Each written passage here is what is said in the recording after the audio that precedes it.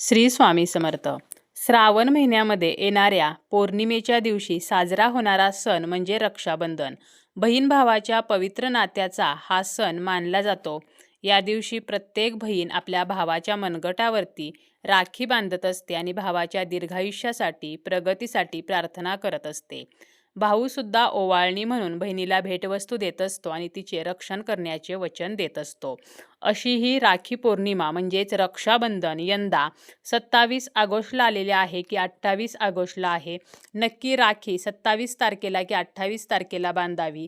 राखी बांधण्याचा अत्यंत शुभ मुहूर्त काय आहे, त्याचप्रमाणे अशुभ वेळ म्हणजे राहू काळ हा कोणता असणार आहे, ज्या राहू काळामध्ये आपल्याला राखी ही चुकूनही बांधायची नाही.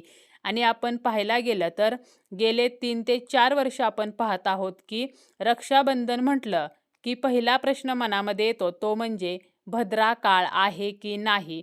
कारण गेले 2-3 वर्ष रक्षाबंधनच्या सणावरती भद्राची सावली होती.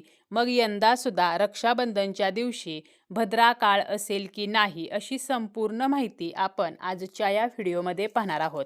व्हिडिओला सुरुवात करणे अगोदर तुम्ही जर चॅनलवरती नवीन असाल आणि पहिल्यांदाच माझे व्हिडिओ पाहत असाल तर चॅनलला सबस्क्राईब करा. व्हिडिओ माहितीपूर्ण वाटला तर व्हिडिओला लाईक करा आणि इतर मैत्रिणींसोबत शेअरसुद्धा नक्की करा आणि हाईपसुद्धा व्हिडिओला नक्की द्या. रक्षाबंधन हा सण श्रावणी पौर्णिमेला म्हणजेच नारळी पौर्णिमेला साजरा केला जातो. यंदा पौर्णिमा तिथी ही 2 दिवसांमध्ये आलेली आहे. 27 ऑगस्टला गुरुवारी सकाळी 9:08 पौर्णिमा सुरू होणार आहे आणि 28 ऑगस्टला सकाळी 9:48 पौर्णिमा तिथी असणार आहे.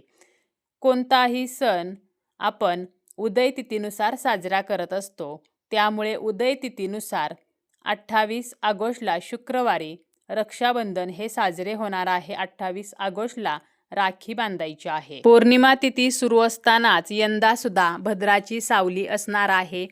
भद्रा म्हणजे काय तर भद्रा ही शनिदेवाची बहीण आहे आणि सूर्यदेवांची कन्या आहे.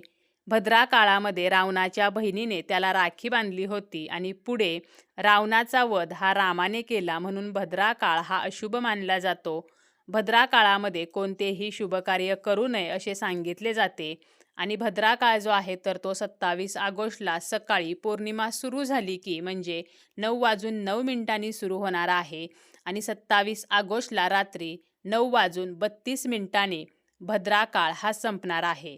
रक्षाबंधन हे 28 ऑगस्टला साजरे केले जाणार आहे. त्यामुळे 28 ऑगस्टला भद्राची सावली ही असणार नाही.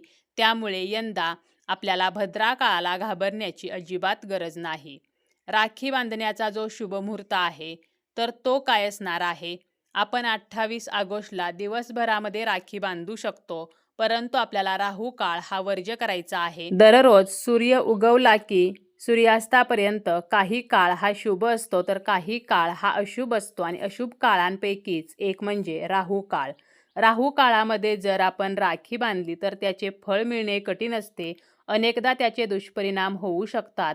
राहू काळ जो आहे तर तो अशुभ असतो आणि म्हणूनच या अशुभ काळामध्ये आपल्याला राखी बांधायची नाही. कारण या काळामध्ये राहूची दृष्टी ही पृथ्वीकडे असते. राहू पृथ्वीकडे टक लावून पाहत असतो आणि जर एखाद्या व्यक्तीवरती राहूची दृष्टी पडली तर त्या व्यक्तीच्या जीवनामध्ये समस्या निर्माण होतात. त्या व्यक्तीचा वाईट काळ सुरू होतो असे म्हटले जाते.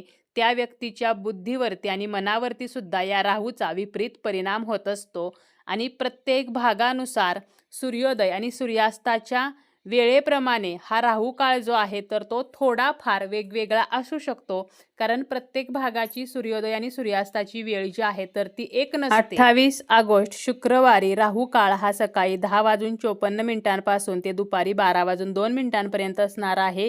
ही वेळ आपल्याला राखी बांधण्यासाठी टाळायची आहे. या वेळेमध्ये आपल्याला राखी बांधायची नाही, भावाचं औक्षण करायचं नाही.